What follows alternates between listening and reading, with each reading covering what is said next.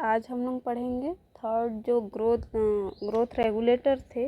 Growth regulator में जो promoter hormone थे उसके बारे पढ़ेंगे, जो तीसरे नंबर पे आता। पहले लेक्चर में हम लोग ऑक्सिन देख चुके थे, दूसरे लेक्चर में हम लोग जिब्रेलिन देख चुके थे, अभी हम लोग देखेंगे साइटोकाइनिन। ठीक है, ये तीसरा मोस्ट इम्पॉर्टेंट ग्रोथ प्रमोटर है। तो क्वेश्चन इससे आता है कि जो टर्म था साइटोकाइनिन टर्म किसने दिया था, तो किसने दिया था, लीथम ने दिया था। और जो साइटोकाइनिन की डिस्कवरी हुई थी तो वो किस में की गई थी, कभी कभी पूछा जाता है कि स्कूप का जो साइटोकाइनिन की डिस्कवरी से रिलेटेड एक्सपेरिमेंट था वो किस में था, तो वो किस में था, निकोसियाना टबैकम के पिट टिश्यू में। ठीक है, और साइटोकाइनिन टर्म जो था वो लीथम ने दिया था, जबकि काइनेटिन टर्म किसने दिया था, मिलर एंड स्कूप दोनों मिलके दिए थे। और इन्होंने किस में आइसोलेट किया था साइटोकाइनिन को, हेयरिंग स्पर्म के डीएनए में। ठीक है, हेयरिंग स्पर्म के डीएनए में इन्होंने क्या देखा, काइनेटिन प्रॉपर्टी या फिर साइटोकाइनिन प्रॉपर्टी लाइक सब्सटेंस देखे और उसका नाम क्या दे दिए, काइनेटिन दे दिए। इनका एक एक्सपेरिमेंट था,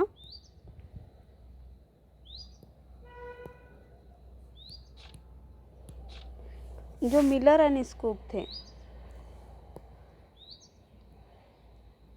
मिलर एंड स्कूप, इन दोनों का एक एक्सपेरिमेंट था। एक लैब थी जिसमें मान लो ऐसे कुछ प्लांट्स रखे हुए थे छोटे छोटे। ठीक है, तो उस लैब में बहुत पुरानी बॉटल में क्या रखा हुआ था, डीएनए रखा हुआ था। मतलब डिग्रेडेटेड क्या था इसमें, ओल्ड डिग्रेडेटेड डीएनए था। तो मिलर और स्कूप क्या किए, ये जो ओल्ड डिग्रेडेटेड डीएनए है इसको क्या किए, इस पेट्री प्लेट्स में डालें एज अ मीडिया। फिर देखे कि इसमें क्या हो गया, सेल डिवीज़न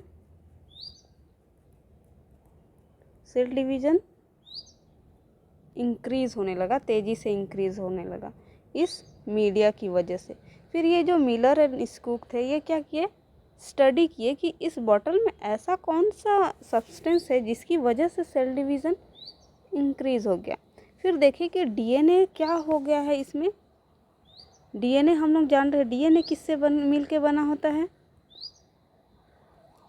किससे मिल के बना होता है, प्यूरिन पिरिमिडिन। ठीक है, तो ये जो प्यूरिन सब्सटेंस थे इसमें बचा हुआ था। ठीक है, तो ये प्यूरिन सब्सटेंस में क्या आता है, एडेनिन एंड ग्वानिन। अगर आप लोग नाइट्रोजनस बेस देखेंगे तो नाइट्रोजनस बेस कितने टाइप के होते हैं, 4 टाइप के। कौन कौन से, एडेनिन, ग्वानिन, थाइमिन, साइटोसिन, और एक आरएनए में होता है वो होता है यूरेसिल। तो जो एडेनिन और ग्वानिन है इनको अपन क्या बोलते हैं, प्यूरिन, और थाइमिन और साइटोसिन है इसको क्या बोलते हैं, पिरिमिडिन। ठीक है, तो ये जो प्यूरिन सब्सटेंस है नाइट्रोजनस बेस मतलब डीएनए का एडेनिन और ग्वानिन सब्सटेंस जो था इसमें ये जो डिग्रेडेटेड डीएनए है इसमें ये पार्ट प्रेजेंट थे। तो देखिए स्टडी किए तो ये जो प्यूरिन सब्सटेंस है यही क्या हुए, पाए गए इस मीडिया में, और ये दोनों ही सेल डिवीज़न को क्या किए, इंक्रीज़ किए। यही किसने एक्सपेरिमेंट किया था, मिलर और स्कूप दोनों मिल के एक्सपेरिमेंट किए थे। ठीक है,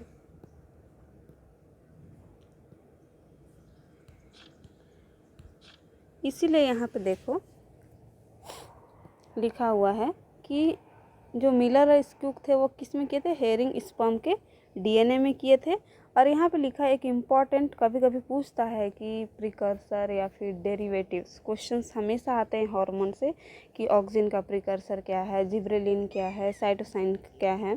ठीक है, तो साइटोकाइनिन का जो है वो क्या है, प्यूरिन डेरिवेटिव, क्योंकि इस डीएनए में एडेनिन और ग्वानिन प्रेजेंट थे और यही क्या किए, सेल डिवीज़न को इंक्रीज़ किए और उस सब्सटेंस को क्या बोले, साइटोकाइनिन टर्म दिया। और उसी में क्या था, ये दोनों सब्सटेंस प्रेजेंट थे और इन दोनों को क्या नाम से जाना जाता है, प्यूरिन से। तो साइटोकाइनिन का जो प्रिकर्सर था या फिर साइटोकाइनिन जिसका डेरिवेटिव है वो किसका है, प्यूरिन का है। या फिर प्यूरिन अगर नहीं आता है क्वेश्चन में तो एडेनिन आएगा। ठीक है, तो दोनों में से कोई भी क्वेश्चन आएगा हमको ऑप्शन एडेनिन लगाना है या फिर प्यूरिन लगाना है। दोनों आएगा तो बोथ लगाएंगे और सिंगल जनरली सिंगल ही आएगा, या तो एडेनिन आएगा या तो प्यूरिन आएगा। ठीक है, तो इसको आप लोग याद रखेंगे। फिर G18 कभी कभी पूछता है कि जो मोस्ट एबंडेंट नेचुरल साइटोकाइनिन कौन सा है। बहुत सारे ऑप्शंस में दे देंगे, benzyl adenine, diphenyl urea, G18, N6, DZ, कुछ भी दे सकते हैं। तो मोस्ट एबंडेंट जो साइटोकाइनिन है वो कौन सा है, G18 है। कभी कभी पूछता है कि नेचुरल साइटोकाइनिन और सिंथेटिक साइटोकाइनिन क्या है, या फिर एग्जांपल में दे दिया डिफरेंट साइटोकाइनिन्स और आइडेंटिफाई द नेचुरल साइटोकाइनिन या फिर सिंथेटिक। तो ये चीज़ अपन को क्लियर होना चाहिए कि नेचुरल साइटोकाइनिन क्या है और सिंथेटिक साइटोकाइनिन क्या है। तो नेचुरल में क्या आता है, N6 जिसको आइसोपेंटाइल एडेनिन कहा जाता है। फिर DZ डाईहाइड्रो G18 या फिर G18। G18 दो टाइप का होता है, ट्रांस G18 और सिस G18। ट्रांस G18 जो रहता है वो मोर एक्टिव होता है, इतना आप लोग याद रखना। अगर क्वेश्चन में आ गया कि दोनों में से कौन मोस्ट एक्टिव है तो ट्रांस G18 क्या है, मोर एक्टिव है as compare to cis G18। तो ये तीन आते हैं किसमें, नेचुरल साइटोकाइनिन में। और सिंथेटिक में कौन सा आएंगे, benzyl adenine, N diphenyl urea, thidiazuron, ये तीनों किस में आते हैं, सिंथेटिक साइटोकाइनिन के अंतर्गत आते हैं। इतना आप लोगों को क्लियर हो गया होगा। ठीक है, अब देखेंगे कि जो साइटोकाइनिन है, अब हम लोग जान रहे हैं कि हार्मोन का जो है जहाँ पे वो बनता है वहीं पे एक्शन नहीं करता है, उनका साइट ऑफ सिंथेसिस और साइट ऑफ एक्शन डिफरेंट होता है। तो जहाँ पे ये वर्क करते हैं, मान लो ये जहाँ, अब ज़रूरी तो नहीं है जहाँ पे बन रहा है वहीं पे सेल डिवीज़न को इंक्रीज़ करे, तो दूसरे जगह पे जाता है तो उसको लेके कौन जा रहा है, तो ट्रांसपोर्टर कौन है उसका, तो ट्रांसपोर्टर कौन है, जाइलम। ठीक है, कुछ इसके फिजियोलॉजिकल फंक्शन है। सेल डिवीज़न जैसे कि मैं बताई अभी कि उसमें क्या होता है, प्यूरिन डेरिवेटिव्स होता है या फिर एडिनाइन होता है, वो क्या करता है, सेल डिवीज़न को इंक्रीज़ करता है। लेकिन कैसे इंक्रीज़ करता है, मैं आप लोगों को बताई थी ऑक्सिन का जब पढ़ाई थी, तो सेल डिवीज़न में क्या होता है, G1 phase, S phase, G2 phase और M फेज आता है। ठीक है, ये 4 फेजेस होते हैं। तो देखना जो G2 और M फेज के बीच ना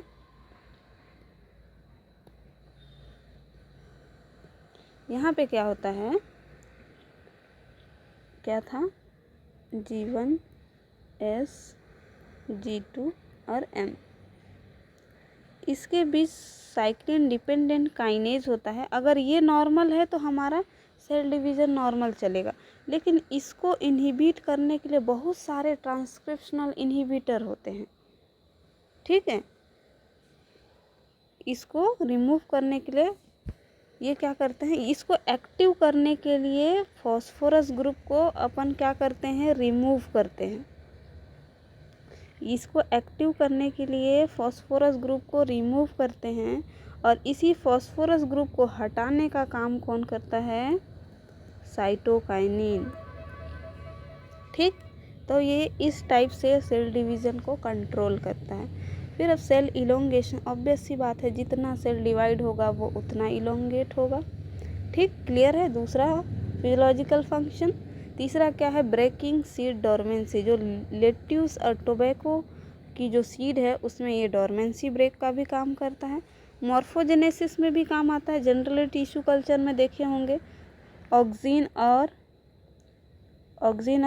साइटोकाइनिन का क्या लिया जाता है, कॉन्सेंट्रेशन लिया जाता है। अगर ऑक्सिन का कंसंट्रेशन हाई है, साइटोकाइनिन का कम है, तो क्या होगा, रूटिंग होगा, रूट बनेगा। अगर ऑक्सिन का कम है, साइटोकाइनिन का ज़्यादा है, तो क्या बनेगा, सूट बनेगा। लेकिन अगर ऑक्सिन और साइटोकाइनिन का दोनों का बराबर है तो क्या होगा, कैलस का फॉर्मेशन होगा। तो एक तरह से ये साइटोकाइनिन ऑक्सिन के साथ मिल के रूट शूट या फिर कैलस मतलब मॉर्फोजेनेसिस मॉर्फोलॉजी को डिसाइड कर रहा है। तो ये एक तरह से क्या कर रहा है, मॉर्फोजेनेसिस में हेल्प कर रहा है। दूसरा इम्पॉर्टेंट चीज़ देखो इसका फिजियोलॉजिकल फंक्शन, आप लोगों को ये समझ में आ गया होगा मॉर्फोजेनेसिस। पांचवा क्या है, एपिकल डोमिनेंस। मैं ऑक्सिन में आप लोगों को बताई थी कि जो ऑक्सिन है वो अकेले एपिकल डोमिनेंस को कंट्रोल नहीं करता, वो ऑक्सिन क्या करता है, साइटोकाइनिन के साथ मिल के सिनर्जेटिक इफेक्ट डालते हैं, तब जाके कहाँ क्या होता है, एपिकल डोमिनेंस, मतलब सिर्फ एपिकल पार्ट ग्रो होता है, लेटरल पार्ट डॉर्मेंट रहता है। तो मतलब ऑक्सिन अकेले एपिकल डोमिनेंस परफॉर्म नहीं करता है। फिर क्या है, delay senescence. Most important experiment है किसका, रिचमंड का। रिचमंड एक साइंटिस्ट थे, इन्होंने क्या किया था, एक पेट्री प्लेट लिए थे, 2 लिए थे, इसमें एक लीफ को डाल दिए, इसमें एक लीफ को डाल दिए, ठीक है। फिर इसमें क्या डालें, मान लो वाटर डालें, और इसमें क्या डालें, साइटोकाइनिन, ठीक है। फिर 7 डेज बाद देखें, इसमें भी 7 डेज बाद देखें, तो इसकी जो लीफ थी साइटोकाइनिन वाली वो ग्रीन थी, और ये जो वाटर वाली थी वो क्या थी, येलो थी।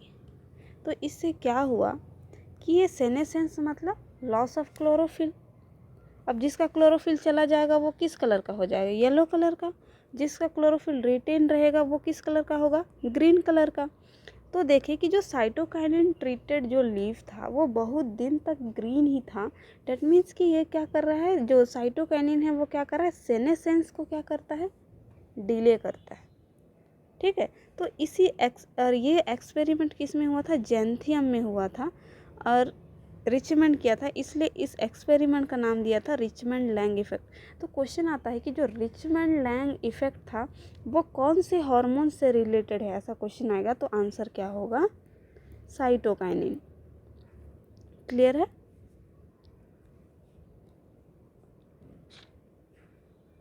ठीक है, तो बेसिकली इतना क्वेश्चन पूछा जाता है साइटोकाइनिन से।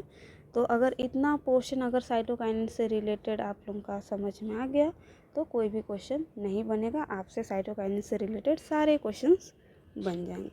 ठीक है, तो आगे जो हमारा जो नेक्स्ट वीडियो होगा उसमें हम लोग एब्सिसिक एसिड के बारे देखेंगे, नहीं सॉरी इथिलीन के बारे देखेंगे, उसके बाद एब्सिसिक एसिड मतलब ग्रोथ रिटार्डेंट का स्टडी करेंगे।